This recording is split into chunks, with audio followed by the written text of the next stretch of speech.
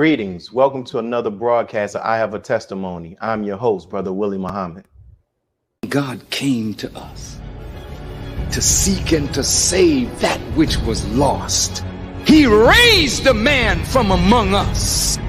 He, the Honorable Elijah Muhammad, laid the foundation.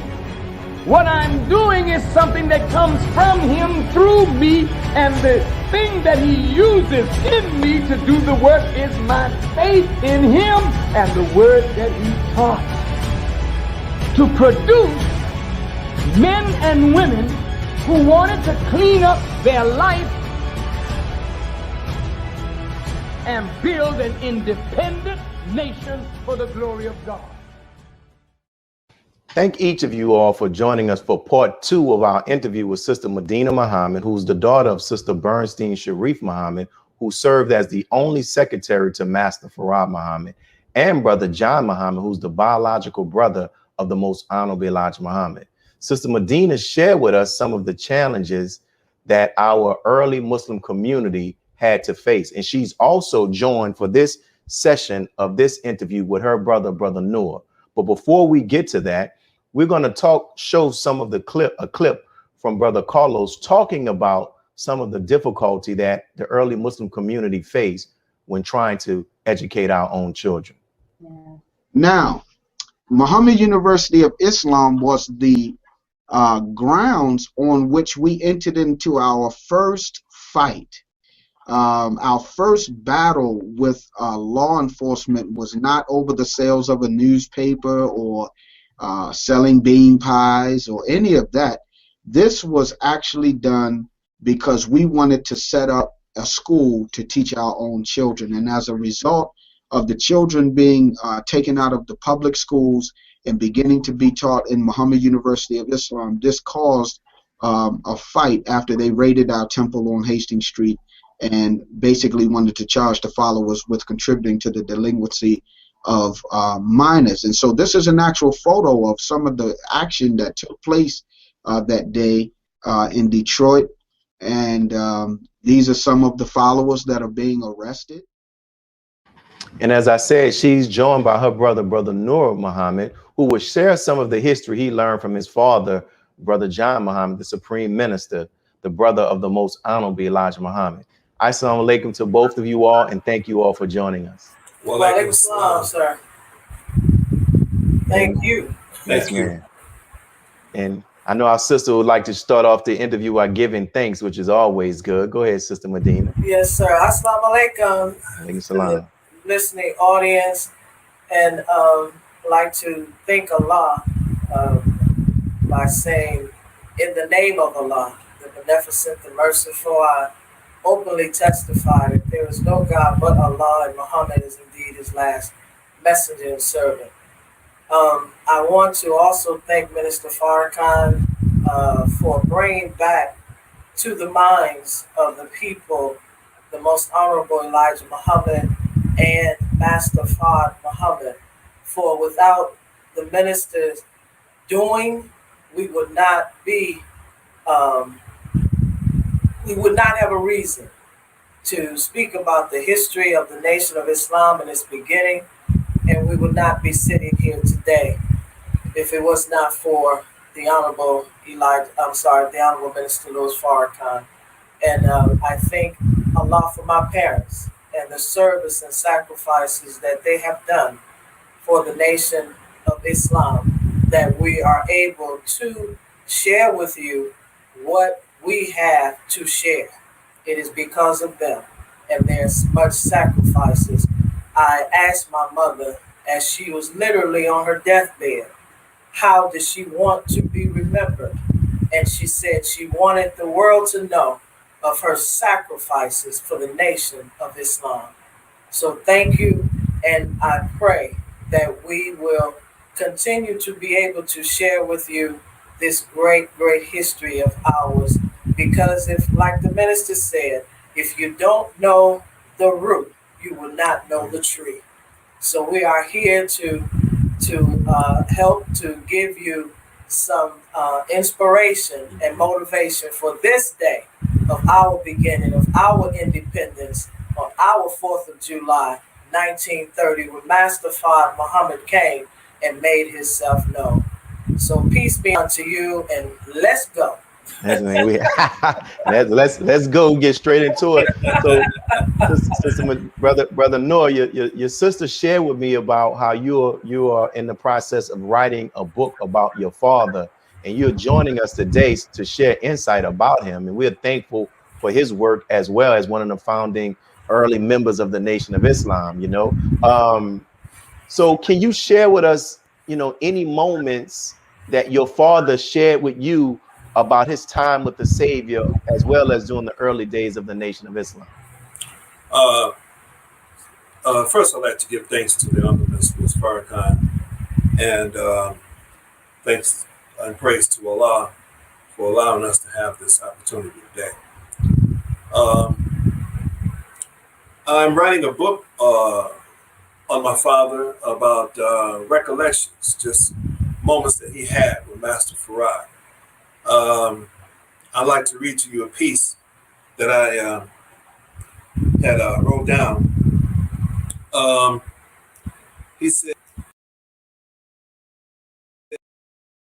his teachings was in the city of Detroit on Russell and Sherman Street. He rented a hall, the UNIA Hall. Some people say Marcus Garvey took his teachings and the Master Farad took his teachings and mixed it all up and gave it to us, but no, he didn't.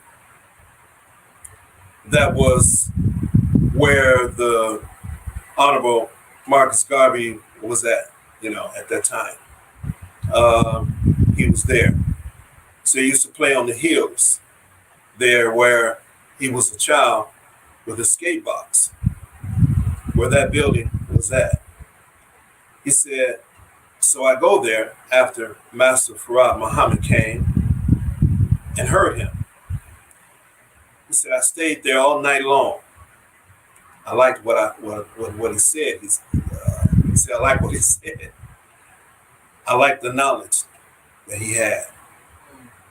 It was different from what he was learning in school. Nobody told him about being a nation of people in the days I went to school. 1923, I went to school right there at that corner. The school was called the Cabram School. I lived at Clinton Street between Russell and Revolve. I went to the temple there to hear Master Farad Muhammad. I have heard about him, my brother, the messenger, my father, and others. My brothers, we went there and sat there all night long. So one night, it came a storm while we were sitting there. Some of the people got afraid. Every time lightning, they would jump. He looked at them. Master Farad looked at them and said, don't be afraid. That's nothing. It's only cold air and the hot air meeting. And when they meet, they make a light. And after the light, you hear the noise, which is the thunder. He said, don't be afraid. You can do that. We sat there and got a little bit eased, he said. It was long before the storm was over. When it was over, we were still listening to Master Farad teaching the history of the 6,000 years of white people being birthed on this earth. Then, after that, we began to work for him to get people of our kind to come to the temple to hear this man from the East. He said to us, he was born in the holy city of Mecca. Wow. So that's a piece that that's a piece that I'm putting in the book, Recollections. So he said a lot of things about Master Farad, and his experiences, and how he healed him, and how he became a minister. And, wow. Yeah. Wow, just that little piece is significantly large, man. So thank you for that. And you know, in the booklet, also in the booklet that you all put together that talks about the early women in the Nation of Islam, your mother is mentioned, and it made me think about like your mother and your father were working together in the mission with the Savior, with the Mozambique Elijah Muhammad. Did they ever share with you all any stories about how they met each other? Like were they at the temple and Yes, sir. Yes, sir. Yes, sir. I remember my father talking about him and Brother Ben Sabakhan. How they were standing, I think probably in the secretary's office or something, looking out in the audience. And my you know how y'all do. You know how y'all do. My mother was sitting there. He described her hair. How she had these bangs, And she was sitting there, and Ben Sabakhan asked him, what you think about her? And he said, she's nice, And the story goes on after that. So. Then did your mother give you her side of the story or what? Yes, sir. She said one of the things that she said was that she noticed that he was always watching her, and she said she was thinking to herself, "Why is he always watching me?" So finally, he got up enough nerve, and he wrote her a letter we still have. Yeah. We still have that letter. That note today. Still have it today. That's right. That he wrote to her, and he asked her, was she married? Asking her personal question, and he also said, in fact, I showed it to the minister, and the minister was saying how respectful that was, because he said, if you were married, don't respond. Right. And if she was not, write him back. He gave his address and everything in the letter, and said, write me back and let me know. And so my mother she responded back, and she hadn't seen him. She was saying, and she was thinking to herself, I haven't seen him. So she was liking him too, and she was looking for him, but playing hard to get. So she was looking for him, and she said, and then when she finally saw him, she said, there he is, to herself. Yeah. Very excited. So there he is. And so we're here now. Right.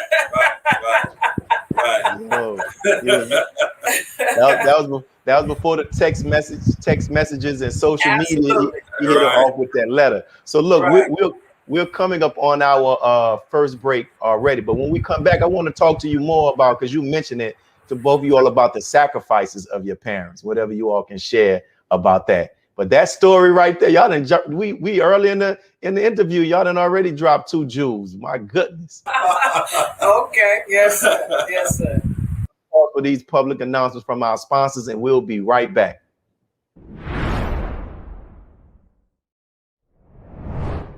And we're back, brothers and sisters, with the dynamic duo. We have the brother and the sister, and what they just shared is like the story. How the father and the mother met, just beautiful story, and even with principles that we can learn a lot and use today. Now, you spoke about, and both of you all can share because you experienced this, just the sacrifices of your mother and your father. Sister Medina talked about in part 1 about just how some of your siblings were actually taken. So what was your sacrifices? Because your mother said she wanted to be known, her legacy. Yes, sir. She went through much as a woman coming up in the nation and dealing with, she was the first one of the first 9 laborers, and she was the only female. So that was that's a sacrifice within itself. All the rest were men, and she was the only female. She mentioned, I can recall her mentioning how she was folding papers, because back then in 1930, early 1930s, the type of typewriter that she had to use, a typewriter, to type. It had no letters on it. She was typing 98 words submitted with a 95% accuracy. That's what she graduated with from. I think I got the number. And she graduated from high school with that type of skill.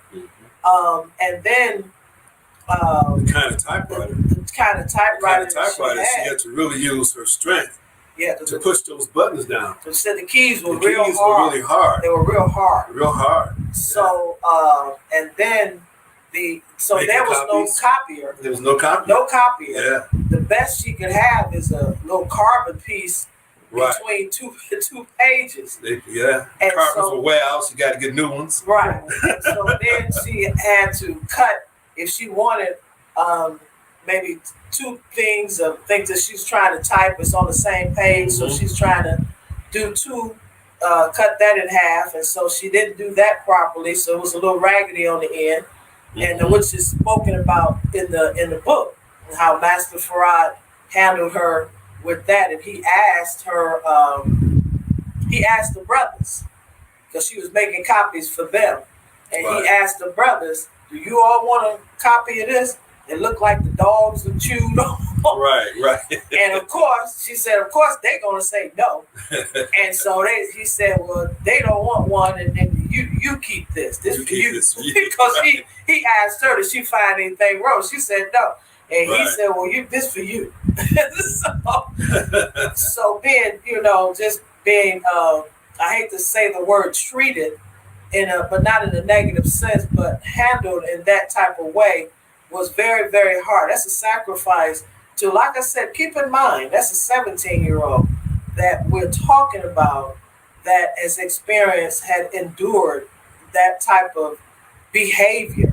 And it had a real impact on her. Yeah. But it's something that she learned from later in life and stuck with her.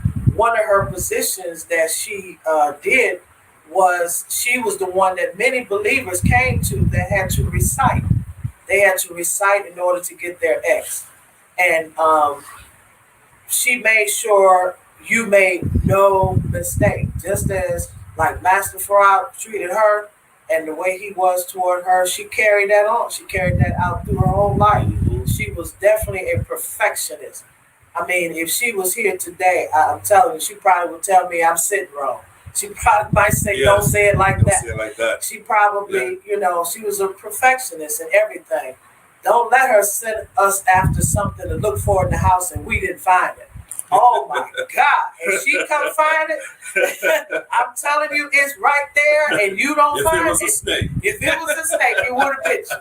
And I mean, it's so much, but those type of training to us, because that's what it was, to make us better people. That's right. Today in our adult life. So the sacrifices, one of the biggest ones was the children taking. Right. I don't know if I have enough time. I'd like to go through that just kind of quickly and briefly. But when the children were taken and they came to the house one morning and the children were in the bed, and the lady that came to the house had told her that she was going to go upstairs and get the children herself. Right. And she said, no, I will get them. And when she got them up herself, she was talking to them and telling them to go in the name of Allah and to remember Allah. That's right. To remember Allah. She always, that was one of the, if you ask me what is the number one thing to remember in terms of my mother and leadership, was to believe in Allah, to fear Allah. Fear Allah. That's right. Always. Allah was always number one. Remember Allah much. Whenever we left the house, go in the name of Allah. Wow. Always Allah. Always. Allah. And she was it was just a demonstration of her strong faith that she would go take her own children and hand them, her babies, her younger children, and at the same time being 7 months pregnant with her 12th child. On a strict diet. Yeah. Wow. She hands her children over to the enemy. What a woman. Oh my goodness. And she couldn't call nobody. She said, can I call my husband? Can I call my minister? Can I call somebody? They Only wouldn't Allah. let her call nobody. Woo. What a woman. What a woman. And when and I often ask people today, is that a sacrifice you would make for your faith?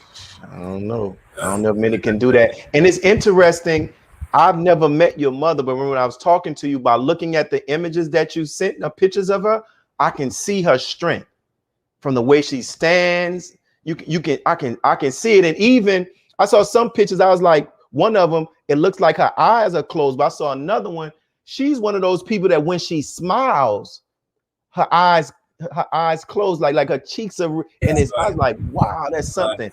So, Brother Nur, any words you want to share about the sacrifices as well? Beautiful job too, Sister Medina. Oh my goodness. Yeah. Alhamdulillah. Thank you. Thank you. Well, I've often heard talk about the hours she spent typing. Yeah. You know, I asked her a few times when she was typing. I said, "Ma, how are you able to look at paper and your hands are here? You're doing this and have a conversation with somebody. Yeah. And that was just so amazing to me, you know. And we would sit around and talk about it as children, you know. How was she able to do that? Yeah. So I found out also that she couldn't use the modern typewriters. If she couldn't hit the keys hard, you know, they came up with the typewriters with the soft keys, you know, you just gently touch. She didn't want them. So she often talk about her hours. She, you know, working and making those copies. Yeah. After she did the copies, she would also teach school. She would teach different students student enrollment.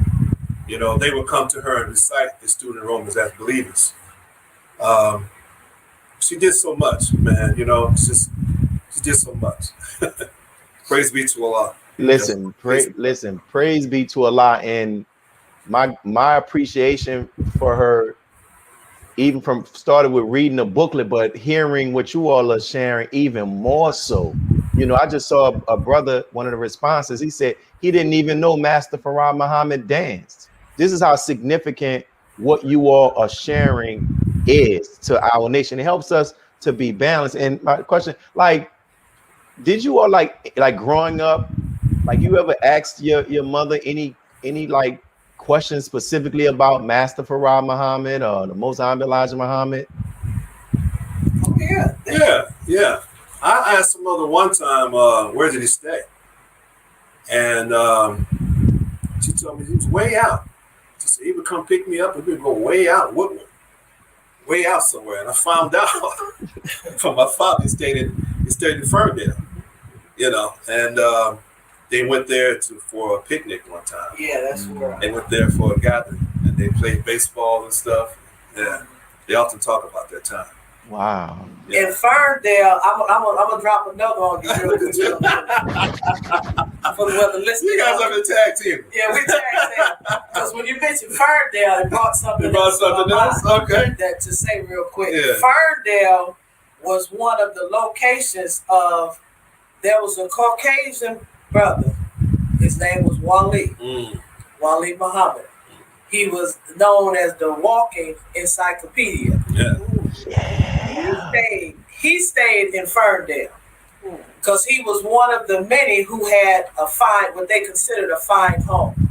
Right. And if you know anything about the Detroit area, Ferndale is a suburb where it is nice. I guess it still is. Well, it is. It's pretty mixed. Yeah, it's pretty mixed nice. So this very nice area. It's across 8 Mile. 8 Mile divides the suburban areas. Like these are like neighboring suburbs to Detroit. So I don't know if you ever hear about Detroit. 8 Mile. 8 Mile is that area. So Ferndale was on the other side of 8 Mile. And I heard my father say one time that his brother Johnny used to go out there and hunt. And I'm like, at 8 Mile? So, because I'm thinking stores and all of this. Right, we see. And, so that goes to show what type of neighborhood that was back then. If Master Farrakhan stayed in Ferndale, that was a very secluded area. And so that was one of the houses where they partied at. Right. They went there. Yeah. And it's interesting, sister. I forgot about that because I remember reading this, and then when you said it, it brought it back up. You did mention, it is mentioned in, I believe, the Pathway of Islam, that the Caucasian guy. Right. Yeah. He was a Caucasian. It's Caucasian. Blue-eyed Caucasian. Yeah. And his name was Willie Muhammad. Willie He was Muhammad. one of the good helpers to Master Fard in well, I'm saying too much. We Yeah, got- Save that for the book and the documentary. I'm saying too much. I'm saying we're gonna leave it right there. We're gonna leave it right there. Hey, I'm with, because if for those people who are watching, get the book Pathway of Islam. You'll learn a little bit more Right. into this, but And the upcoming books. Right, and the upcoming books. and the upcoming books too. Yeah, Wow,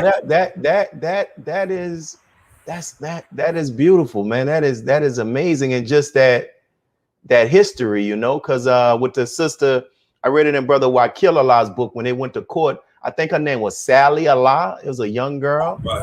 Yes, sir. Yes, sir. Sally Allah. Yes, sir. She was one of the teachers. Well, there I go again. I think the picture's on the front of the We have equipment. Sally. It is on the front of. Yeah. Look at that book there. No, Sally Allah might be on the front of I that. think she's on the front of that. The one with all the. We have a sisters. young picture of her, as a matter of fact. No, not Wow. it's No, it's got another the four set. pictures. All the. I might have put it in that. Yeah, we'll get it. So is in one of the pictures? You see a Is it brown with the? envelope over there? Is it the one with all of the sisters, like Right. Right. The one with all the sisters. in their uniforms, right? No, she's not. She's on not on here. She's Yeah. not on here. She's not on. Wow. Yeah. And even think about this, like what Sister Medina shared and what you all have in the book about the early women. You know, the enemy is trying to make us rivals of one another between the blacks and the browns, the Hispanics.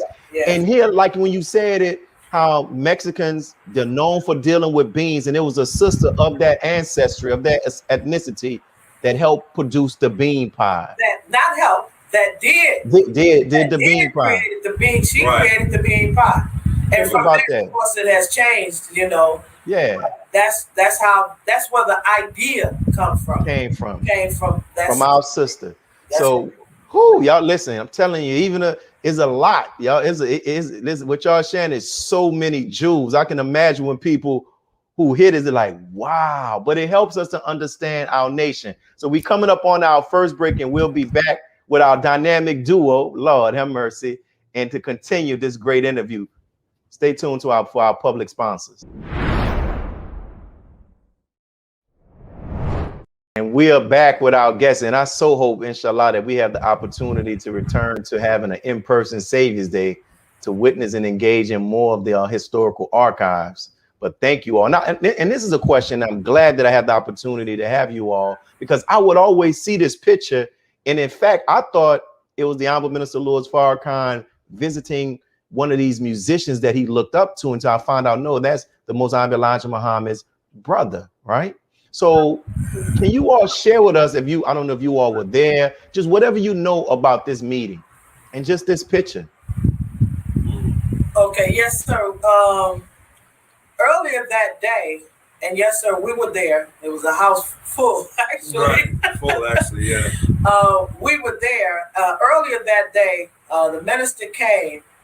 In fact, he was in Detroit for about a week, and he was traveling to different places, speaking, a couple of churches. He went even into the Dearborn area and Matter of spoke fact, to he spoke that night. He spoke that He spoke that night. He spoke that night. Yes, that's right. He spoke that night.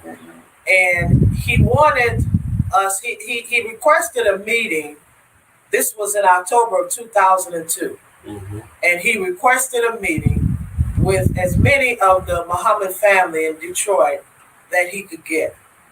Right. My brother, who we just mentioned, is not living anymore. He's returned to Allah. May Allah be pleased with my brother Fard Muhammad.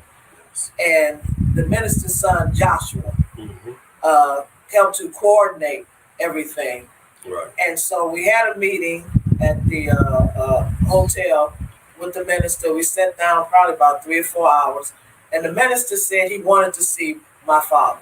He said, I want to see Dad. And so he was able to come to the house and visit with my father. So when my father came to sit down, the minister asked him where was his favorite seat in the house. He said, in my room. And so he was serious. And he was serious because that was where he was at. A lot of times was in his room. He was in his room. And so so my dad sit down on the couch, and the minister said, I'm going to sit right here. So he took the floor. Right. And he said, so they had a beautiful conversation between the two of them. And it was good to see because, like I said, the minister really wanted to see him. And my father had expressed that he had went to Chicago recently, and he was looking for him at the Salam restaurant. And he had said that, so the conversation, the way that picture looked, it's just that it looks like there was nobody else there. Right. They were so engaging to each other, and they both shed tears. With the words that they were speaking to each other. That was a beautiful moment.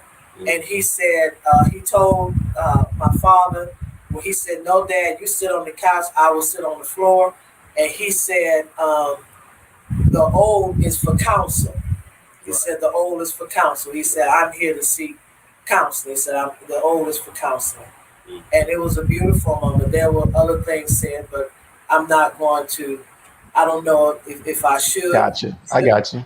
So I'm going to leave it right there. I understand. It was a beautiful conversation. Yes. Listen, I would ask the minister first before I would go any further. Listen, what you shared already is if I don't hear anything else, just what you shared already is beautiful. And Brother Nur, you have any recollections you want to add? Stuff that you can share? Not at this time. Because we had a good long meeting with the minister that day at the hotel, and good. One of the things he talked to us about was the history. Oh yeah. And I'm glad that you look how Allah's working, because that's my next question. Like can you share for those who are watching this, both of you all, like the minister's joy and excitement and the value that he sees in the archives and in the history that your family has made it possible for us to have access to? He had we had another meeting with him about the history, the documents, all of the things that we have. And me and my sister had went to Chicago, and we laid everything out for him to take a look at and just walk and just gaze and speak his mind.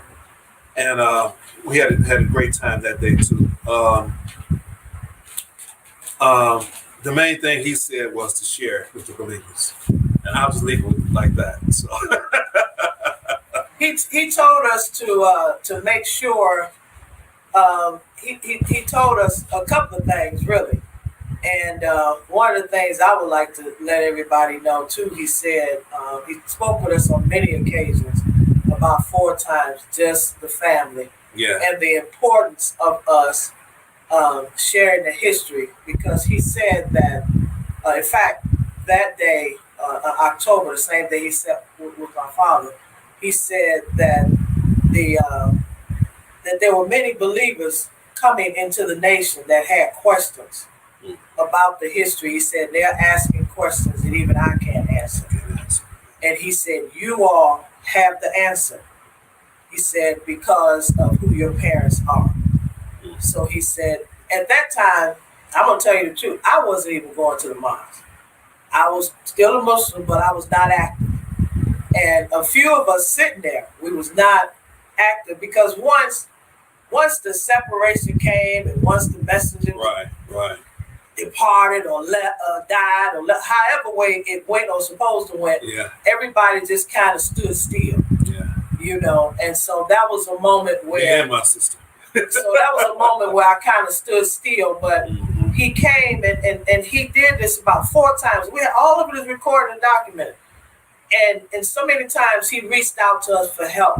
He reached out to us, and all we could do once we a lot of times saw the value of it somebody want to sell something, get rid of something, and all of that. Yeah. But the minister said, "You all are the caretakers of it." Mm-hmm. Caretakers. He said, "The only thing I would like to see is sometime I may have questions." He said, and to help me in my mission, and to help share, so if you can share some things with me. So he have asked us, and we have gladly given him anything he had asked for. But what was so impressive to me is that I never knew he didn't have anything to work with but his heart. But his heart, yeah. That blew my mind, because I thought he had some sort of direction, some sort of book, some sort of something, but he had none of it. Everything he has done was solely as himself, from his heart. Mm-hmm. And when he said he needed, I was like, "You need something? What do you need what you need?" It really surprised me that he needed something, and much work that he has done in the building that he has done, that he needed some information, because he has done extremely well by his heart. That's right. He has done extremely well. So I thought he had the manual already. I thought he had it. Wow. He had it. I thought he had it. That's powerful. What you just said, and Brother Nur, you have anything you want to add? Because I know as you hear her and she hear you, thoughts pop up in your mind. So, not at this time. I can't really think of anything. Wow, So, man. That's what made me start coming back. When I saw how he really was on point. And let me say this too. I want to say this too. I didn't want to forget. I mentioned it to my brother-in-law. The minister said, oh God, he left me just that quick. That's what meant for me to say. It'll come back. If it's meant for me to say. When it comes back, while you working to pull that back up, I'm gonna ask Brother Nur. I asked Sister Medina this question. I know. You got it? Go ahead. Go ahead. I asked my father before he left, and when he was in I Felt Sound Mind, I asked him before I really started coming back, being active in the nation. And I caught him in the kitchen one day, and I asked him, what did he think about Minister Farrakhan? And he said, these is exact words. He said, he is the onlyest person I see that's teaching the teachings of my brother. Wow. That was enough for me. That's what he said. I even told the minister the same thing. I said, my father told me X, Y, Z. He said, tell him with his help. Wow. Yeah, that's what he said. He said he's the onlyest one I see that's carrying on the teachings of my brother. Praise be to Allah. And listen, I'm telling you, I know there's so much you all want to share, but you can't because you're with the books. But what you all are sharing is a lot. Listen to me. What you all are sharing is a lot. So listen, I'm telling you, don't walk away thinking like, man, we should know. What you all are sharing is a lot, and is what Allah wants to be shared. And before we go into this break, I'm gonna ask you, Brother Nur, because I asked her. We got 4 minutes to the break. Like, when you have those moments, like, wow, my mother and my father were with the Savior, and I'm their son, and I'm their son, and my sister. You know what I'm saying? Like, what are those moments like for you? Oh man, amazing. Sometimes it breaks me to tears. Yeah. Because I'm thinking about my mother. I'm thinking about the person who helped me when I was sick, So it brings me to tears at times. But I'm very honored and respectful for what the work that left me did. The work that left behind is just awesome. I'm not talking about myself. I'm talking about my parents. None of this is me. This was all them. Right. Their dedication, their courage. I don't even know if I would have had the courage to do some of the things that they did. How dedicated am I to what I believe in or what I feel about anything, really. But I really learned that as I got older. As a child, I was hearing the stories. You know, I was hearing, make sure when you cook your food, put turmeric in it. You know, Right. I was hearing those kind of things. You know, Master Farrakhan said this and that. Then Yeah.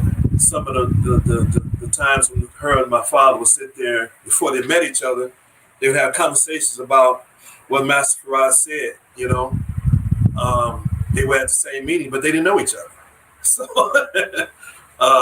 those things was amazing. And, you know, just sit back and think of that. You know, and today we'd be an honor because of work. Because of them. Yeah, you know. Listen, and the fact that I know they'll be so proud to see that you all through the booklets, through the interviews, through the exhibit, helping to continue the work and the history of what they sacrificed and gave their lives. And y'all got me. I don't have any tissue or anything. I got my eyes watering and all of that. I don't want to wipe it with my suit. And he got my eyes watering. So look, we coming up to our next break, and then we're gonna be back, man, with this very heartwarming and heartfelt and beautiful interview by our brother and our sister. So thank you all for tuning in. Let's check out our public sponsors.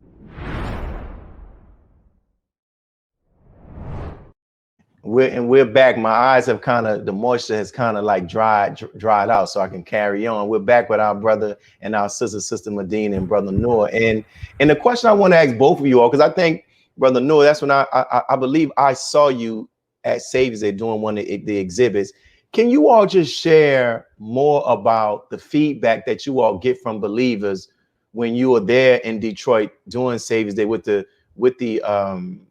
archives? And I saw Sister Medina, you've actually done some at the actual mosque there in Detroit as well. Can y'all talk about those experiences and feedback? Oh, we was looking at that picture. Yeah. You just showed the brother that hooked up our website. Yeah. Oh, that's him. We found it. Eric Majette. All right, Eric, we shouting you out. All right, shouting them out. We just found that on. I thought that was just somebody visiting Saviors Day. Look how a lot works. That's right. That's right. Part of the team, Actually, yeah, he was right next to us at the exhibit. He had some items that he had brought to the exhibit also.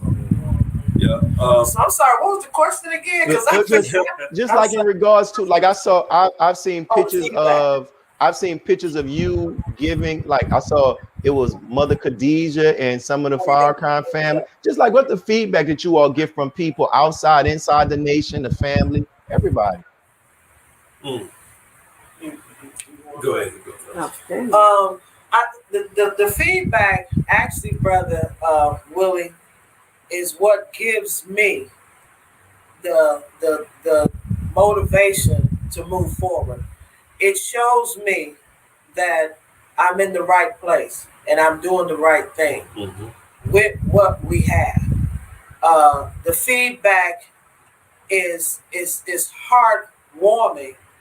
I've seen people, and I mean I've seen men, read the handwritings of Master Farrakhan, looking at the pen that he actually used, the handkerchief that he had given to my mother, the gifts that he had given to my mother, and I've seen the response of people, and I'm like, wow.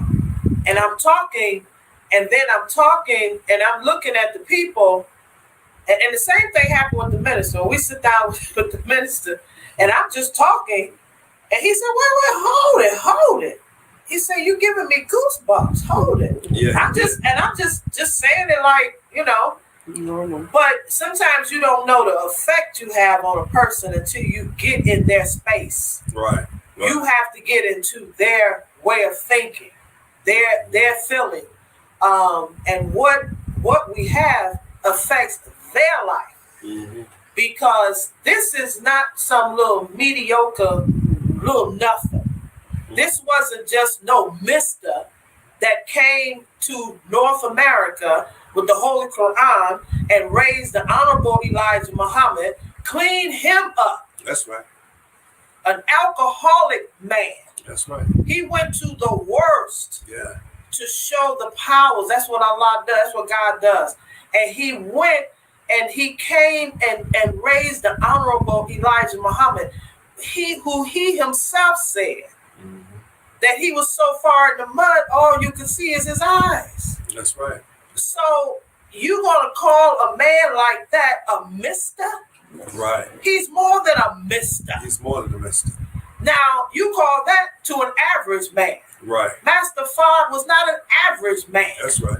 God's presence was there. It was there. That's obvious for the work that's done.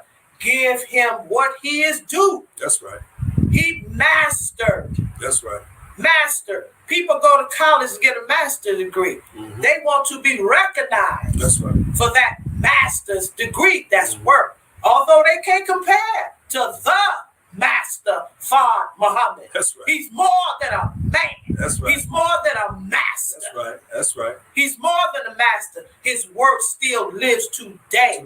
Look at the people today. So when we in the exhibit and I see a Chinese and I see a European, I see people who are Caucasian and they say Assalamu alaikum. That's right. And they are Muslim. And they are Muslim under Minister Louis Farrakhan in the Nation of Islam today.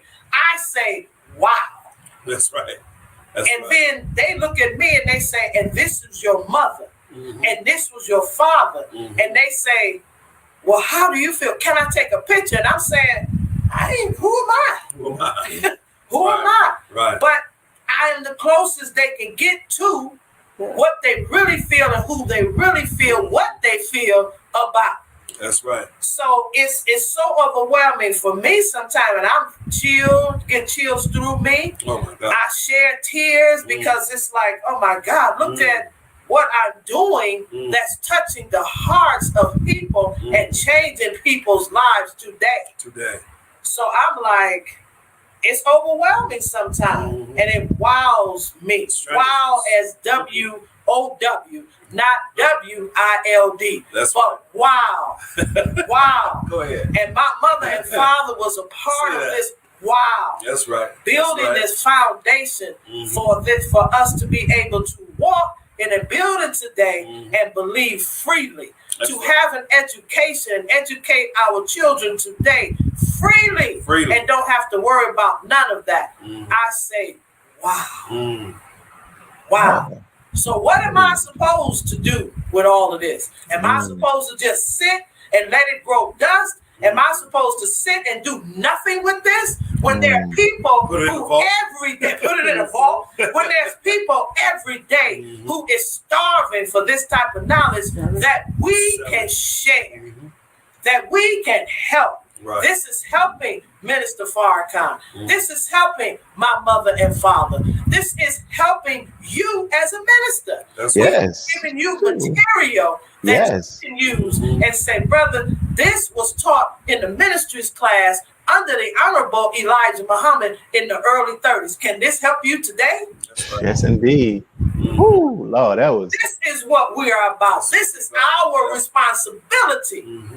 This is our responsibility. So today, by the directive of Minister Farrakhan coming to this family, knowing the value of what this family has and what we can do, this is what I am doing. It took a lot of years because he came the first time in 2002, 2002. It's 20 and 21, so it took a little time. This is the second interview, praise be to Allah, that I have personally done. The first for him on a screen like this, to an audience like this. First one, Brother Joshua, and we pray.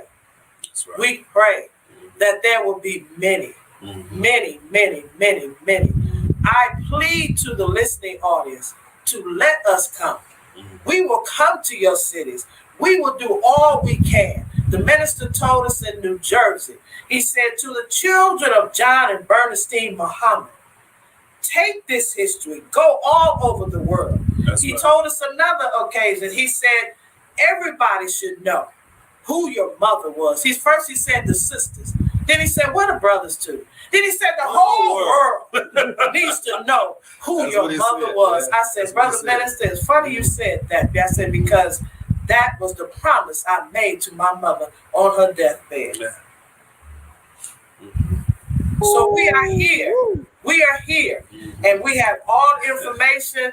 You can contact us. We ain't funny style. We need to do what we need to do so that Allah will bless us like He is blessing my parents. And I keep pointing back there because there's a picture behind me. I'm saying them. I'm saying them. Yeah. You see I'm it? saying them. That's I'm saying I them. took They that here. one myself, Brother Willie. Huh?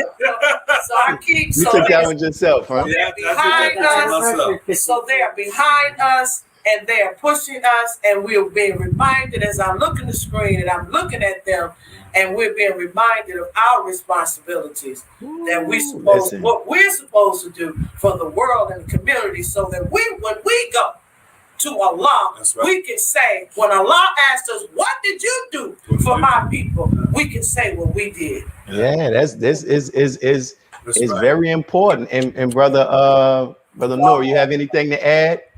After that, She dropped the mic, huh? His name means light, but I guess it's all shining this way, right? That's what I'm shining. He put it on me. Man, listen, whatever I can do to help you out the documentary with the book, man, please let me know. I'm gonna reach out to, I know other student ministers who look for opportunities for believers to, to have interaction with people such as yourselves with this history. I'm going to put the name out and say, listen, especially with this modern technology, you know what I'm saying? Right. And to be able to do it, because what you all have shared is, trust me, is a lot of people don't know. That's right. A lot of people, because we come to Savior's Day, everybody is ripping and running, going to post. And some people never get the opportunity to step foot in the exhibition, which they should. But I guarantee, I hope that they see this, people are gonna know, make sure you stop. So, and once again, tell people how they can get access to the booklets and get in contact with you all, the website.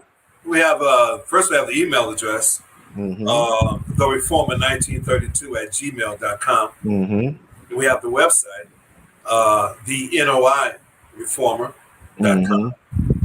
And then we have the phone number, 707 Reform 1. Reform 1. Yes, sir. But everything is on the website. If you go to the website, everything is there. Everything is there. The NOI Reformer, right? The NOI Reformer.com. Yeah. I just learned we just learned it this morning. Yeah, listen, but and people, listen, I'm posting and we're posting and people are going to see this. Any closing words? And I can't say thank you all enough. Listen, I can't say thank you enough. I've been wanting to get with you, Brother Willie. Been wanting to get on your show. Listen, it's all Allah's timing, because I've been wanting to, and I'm happy that Brother Joshua was able to get you on the show, and I pray other people go and watch that interview as well, and in the numerous others that are going to be coming, because you all are a national treasure to us. You know what I'm saying? Like just helping us to give the insight and even get the banners. Like me and Sister Medina was talking, and she was like, somebody asked her, what did the puppy mean on a napkin? Like sometimes we get, like, it don't mean nothing, man. That's just what it was. That was, my mother liked puppies. She liked puppies. Yeah. Well, yes, sir. We'll be Brother Joshua is coming up. Right. We're coming up with Brother Joshua podcast on the 14th. On the 14th. July 14th, which will be that's my mother's birthday. Praise July be to Allah. So we'll be talking about the Reformer some more. I definitely can't leave without speaking about my brother-in-law, Minister Hasty Muhammad. Yes, sir. Yes. You know Brother Minister Hasty Muhammad? Yes, sir. He's in Huntsville, Alabama. Dang. Just turned 92 years old. Oh, we got to get somebody to interview him. Yes, and look, sir. Yes, producers sir. let me know it's time to close. He's 92. Huntsville, Alabama. I'm about to start making some phone calls and somebody Yes, just sir. get a Please. recorder and just ask him questions, and we have to get that history. Yes, sir. Thank you all, brothers and sisters. I love you all. Brother Minister. Can't wait to Thank see you. you Love all you. again. Yes, And may Allah continue to bless. And thank you. Thank you. Thank you. Thank you. Assalamu alaikum. Walaikum salam. And for those who are tuning in, thank you all for tuning in. Make sure you check out part 1 and you're checking out part 2. And make sure you see Brother Joshua's interview with them on July the 14th. That's with the People's Podcast. This is your brother Willie Muhammad. Make sure you subscribe to NNV. Check it out. Thank you. Peace. God came to us to seek and to save that which was lost. He raised a man from among us. He, the Honorable Elijah Muhammad, laid the foundation. What I'm doing is something that comes from him through me, and the thing that he uses in me to do the work is my faith in him and the word that he taught. To produce men and women who wanted to clean up their life and build an independent nation for the glory of God. Be a part of the force that powers truth in journalism. Your support helps to combat false media. Cash App NNV News.